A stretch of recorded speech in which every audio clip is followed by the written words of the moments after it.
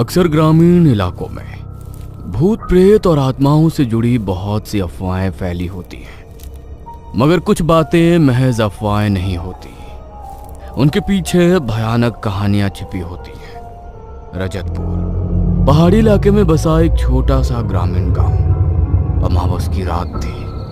रात के लगभग 10 बजे होंगे, मगर गांव की गलियों में ऐसा सन्नाटा था जैसे आधी रात का समय हो। उसी सन्नाटे में किसी की लाठी की ठक ठक की आवाज गली में सुनाई पड़ी और उसी वक्त एक आदमी दौड़ता हुआ एक घर के अंदर घुसा। उसने जल्दी से दरवाजे को अंदर से बंद किया और हाँफता हुआ दीवार का टेक लेकर खड़ा हो गया। कहा था ना अंधेरा होने से पहले लौट आना, और ना आ पाओ तो वहीं रुक जाना। अगर थोड़ी सी भी चूक हो जाती तो आपको अपने साथ ले जाती अभी वो। बस खराब हो गई थी। बस वाले ने रात को स्टैंड पर उतारा तो कहाँ जाता फिर। पूरे गांव में घूमती है वो अमावस को। भगवान की दया है जो सही सलामत घर पहुंच गया मैं। तभी उनके घर के बाहर जोर जोर से वही ठक ठक की लाठी बजने की आवाज सुनाई दी। उस आवाज को सुनते ही उन दोनों के रोंगटे खड़े हो गए। तुमने घर के बाहर ठीक से पूजा तो की थी ना? स्वस्तिक तो ठीक से बनाया था ना?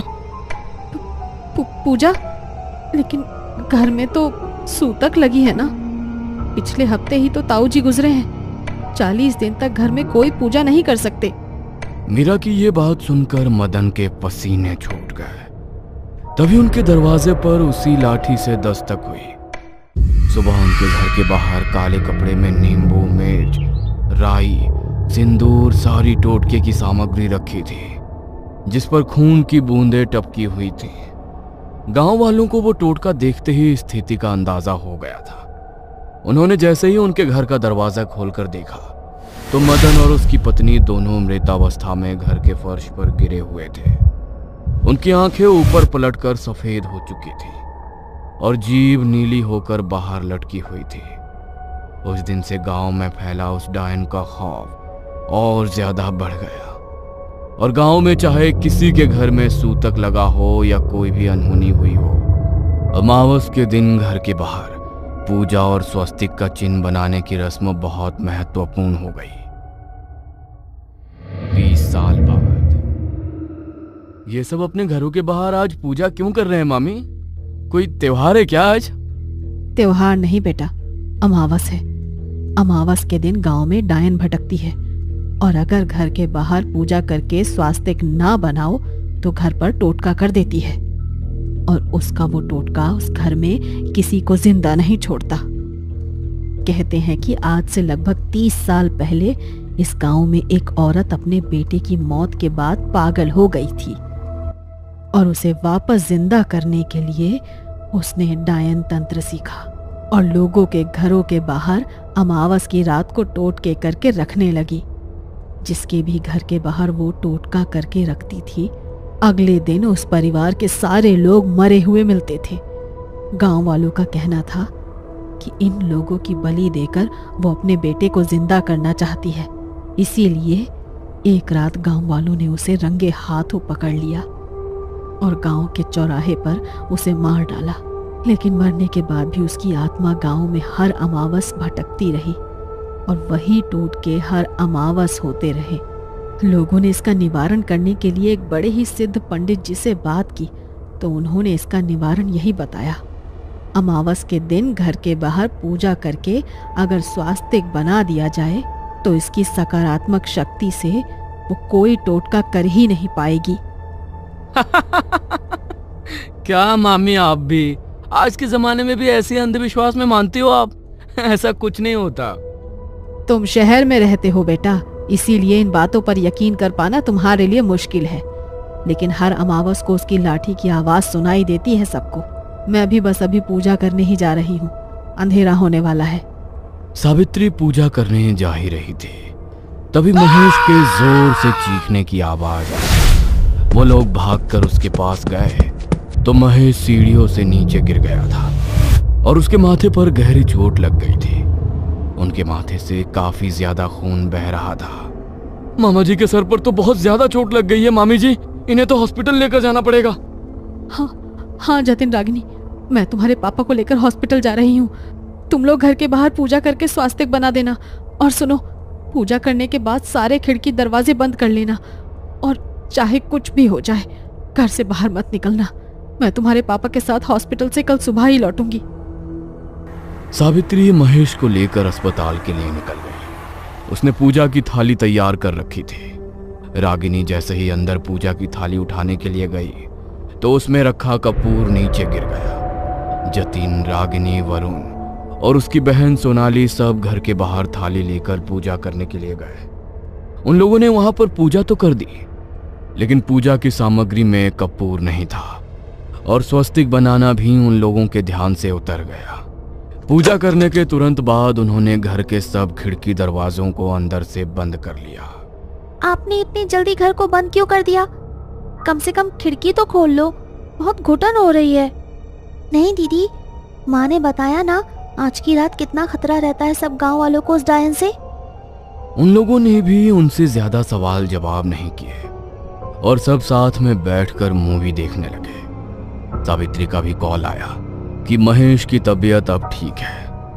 लगभग 11:30 बजे सब एक ही रूम में सो गए, मगर जैसे ही घड़ी में ठीक 12 बजे सोनाली के कानों में ठक ठक की आवाज पड़ी। उस आवाज से सोनाली की नींद टूट गई। उसने उठकर देखा तो कमरे के बाहर की तरफ से उसे फिर से वही ठक ठक की आवाज सुनाई दी। ये कैसी आवाज है? शायद मेरा वहम है। सोनाली उस आवाज को इग्नोर करके वापस सोने के लिए लेट गई, मगर थोड़ी देर बाद उसे प्यास लगी। उसने कमरे में पानी की बोतल ढूंढी, लेकिन बोतल में पानी खत्म हो चुका था। वो पानी पीने के लिए किचन में गई।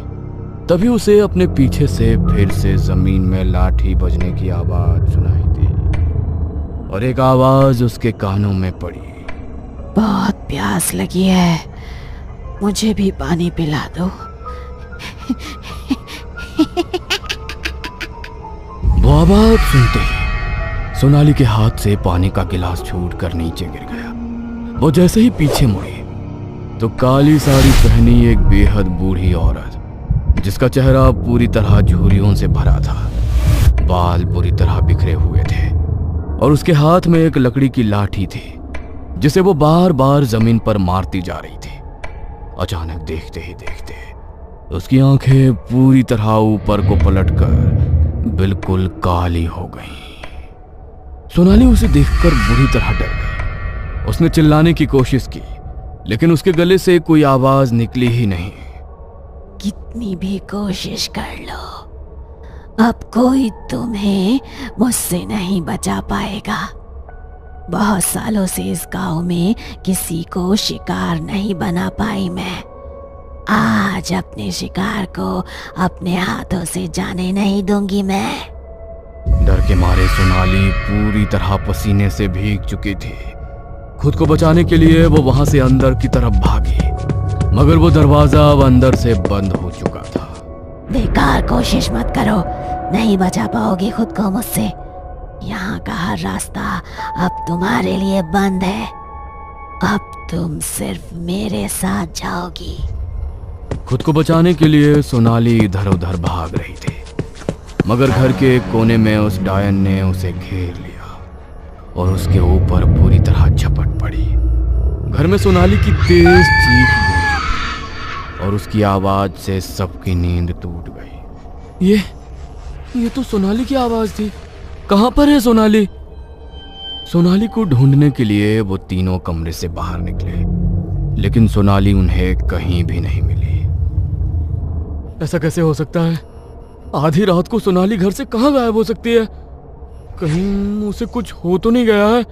सोनाली, सोनाली कहाँ हो तुम? सोनाली! स्टोर रूम में चेक नहीं किया हमने, वहां पर देखते हैं। वो उसे ढूंढने के लिए स्टोर रूम में गए। उन्होंने जैसे ही स्टोर रूम की लाइट जलाई तो लाइट अचानक से फ्लिकर करने लगी और कमरे के कोने में उन्हें सोनाली बुरी तरह चोटिल हालत में मिली। उसके बाल बुरी तरह बिखरे हुए थे और उसकी आंखें और जीभ बाहर को निकल कर आई हुई थी। उसे देखकर उन तीनों की चीख निकल गई। वरुण ने उसे गोद में उठाया और उसे दूसरे कमरे में लेकर गया। उन्होंने उसकी सांस और नब्ज चेक की, मगर सोनाली की सांसें थम चुकी थी। कैसे हुआ ये सब? कैसे मर सकती है सोनाली? कहीं मैं कोई बुरा सपना तो नहीं देख रहा? किसने मार डाला मेरी बहन को? इंसान की ऐसी हालत तो तभी हो सकती है जब उसे उस डायन ने मारा हो, लेकिन हमने तो घर के बाहर पूजा भी की थी, तो फिर उसने सोनाली पर हमला कैसे किया?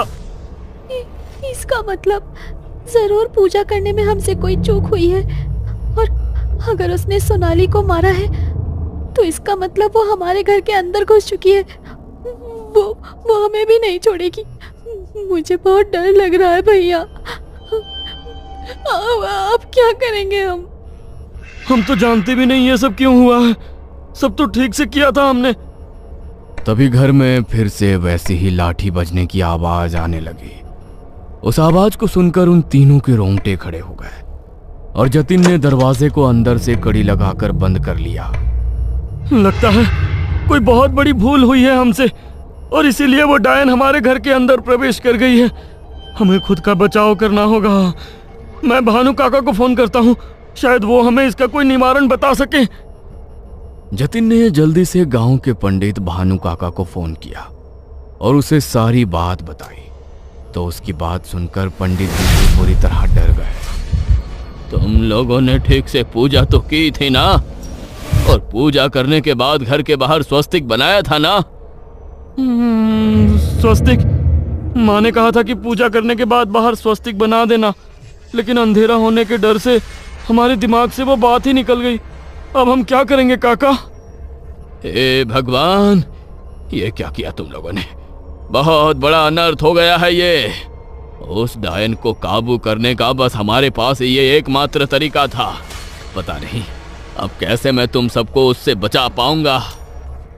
पंडित जी के आगे कुछ और बोलने से पहले ही फोन डिस्कनेक्ट हो गया। जतिन ने उन्हें कॉल लगाने की कई बार कोशिश की, लेकिन उनके पास कॉल लगी ही नहीं। तभी कुछ मिनट बाद उनके घर के दरवाजे को किसी ने जोर से खटखटाया और उसी वक्त उन तीनों की सांस उनके हलक में अटक गई। इतनी रात को कौन आया होगा भैया? मुझे लगता है वही डायन हमारा ध्यान भटकाकर हमें कमरे से बाहर निकालना चाहती है। इस कमरे में भगवान की मूर्ति है। हमें यहाँ से बाहर नहीं जाना चाहिए। डरो मत बच्चों, मैं हूं तुम्हारा भानु काका। जतिन बिना कुछ सोचे समझे कमरे से बाहर दरवाजा खोलने के लिए चला गया। तभी रागिनी के दिमाग में एक बात आई और वो जोर से चिल्लाई, रुक जाइए भैया, बाहर मत जाइए। वो भानु काका नहीं है। अमावस की रात कोई अपने घर से बाहर नहीं निकलता। मगर तब तक बहुत देर हो चुकी थी। इससे पहले कि जतिन वापस कमरे के अंदर आ पाता, जमीन पर उसी लाठी की ठक ठक सुनाई दी और वो डायन जतिन के सामने आकर खड़ी हो गई। उसे देखकर जतिन जोर से चिल्लाया और वो डायन उसके ऊपर झपट पड़ी। उसे देखकर डर से रागिनी बुरी तरह चिल्लाने लगी और जतिन को बचाने के लिए वो कमरे से बाहर भागी। तभी वरुण ने उसे कमरे के अंदर खींचा और जल्दी से दरवाजा बंद करके अंदर से उसकी कड़ी लगा ली। प्लीज मुझे जाने दो भैया, वो मेरे भैया को मार डालेगी। शांत हो जाओ रागिनी, मैं जानता हूं कि तुम जतिन को बचाना चाहती हो। अरे सिर्फ तुम ही नहीं, मैं भी उसे बचाना चाहता हूं, लेकिन हम चाहकर भी उसे नहीं बचा सकते। हमारे पास ऐसी कोई सिद्धि, कोई शक्ति नहीं है जिससे हम उसका सामना कर सके। नहीं, मैं अपने भैया को इस तरह से उसके हाथों मरने नहीं दूंगी। रागिनी ने कमरे में रखी हनुमान जी की मूर्ति को उठाया और दरवाजा खोलकर कमरे के बाहर चली गई। वो डायन अभी भी जतिन को बुरी तरह नोच रही थी और उसके चीखने की आवाजें पूरे घर में गूंज रही थी। वो दौड़ती हुई हनुमान जी की मूर्ति लेकर वहां पर आ गई। उसने जैसे ही हनुमान जी की मूर्ति को उस डायन से स्पर्श किया तो वो बुरी तरह चीखने लगी और बौखलाती हुई बंद दीवार से घर के बाहर गायब हुई। उसी वक्त रागिनी ने हनुमान जी का नाम लेते हुए निडर होकर उनकी मूर्ति को घर के बाहर रख दिया और दरवाजा बंद करके अंदर आई। वरुण और वो मिलकर जतिन को अंदर लेकर गए उसके शरीर पर बहुत सारी चोट लगी थी और हर जगह पर हुई खरोंचों से लगातार खून बह रहा था। रागिनी ने जल्दी से उसकी बॉडी के घाव साफ करके उन पर बैंडेज किए, मगर तभी जतिन की आंखों से आंसू बरस पड़े। अगर आज तूने ये हिम्मत ना की होती तो वो डायन मुझे मार ही डालती। तूने अपनी जान जोखिम में डालकर मेरी जान बचाई। अगर तुझे कुछ हो जाता तो पगली। मेरे होते हुए मैं आपको कुछ नहीं होने दूंगी भैया। तभी जतिन के फोन पर भानु काका का फोन आया। रागिनी ने उनका फोन रिसीव करके उन्हें पूरी बात बताई तो भानु काका के भी रोंगटे खड़े हो गए। उन्होंने उसे हिम्मत दी और अब कमरे से बाहर निकलने को सख्त मना किया और अपनी रुद्राक्ष की माला गले में धारण कर अपने सभी शिष्यों के साथ गांव के मंदिर की ओर निकल पड़े। जब रागिनी उस डायन से सामना करने के लिए इतनी हिम्मत कर सकती है तो आज तक हम उसे खत्म करने की हिम्मत क्यों नहीं कर पाए, ये जानते हुए भी कि इस संसार में भगवान से बड़ी कोई शक्ति नहीं, तब भी हम उससे डरते रहे। उन्होंने आधी रात को मंदिर के कपाट खोले और मंदिर के प्रांगण के बीचों बीच यज्ञ कुंड जलाकर उन्होंने बजरंग बाण का पाठ करना शुरू किया। उसी वक्त गांव में उस डायन के जोर जोर से चीखने की आवाजें सुनाई देने लगी और मंदिर की घंटियां जोर जोर से बजने लगी। घंटी की ध्वनि से गांव वालों का मन कुछ शांत हुआ। तभी जोर जोर से चीखते हुए वो डायन मंदिर की तरफ खींची चली आई। तभी पंडित जी ने अपने शिष्य को इशारा किया और उसने उस डायन पर गंगा जल का छिड़काव कर दिया। गंगा जल का स्पर्श पाते वो और बुरी तरह तड़पने लगी और एक काले धुएं के रूप में मंदिर में जल रही ज्योत में समाकर आसमान में कहीं विलीन हो गई। उस रात के बाद फिर कभी किसी अमावस को गांव में उसका साया किसी को दिखाई नहीं दिया और ना ही कोई टोटका किसी के घर के बाहर मिला।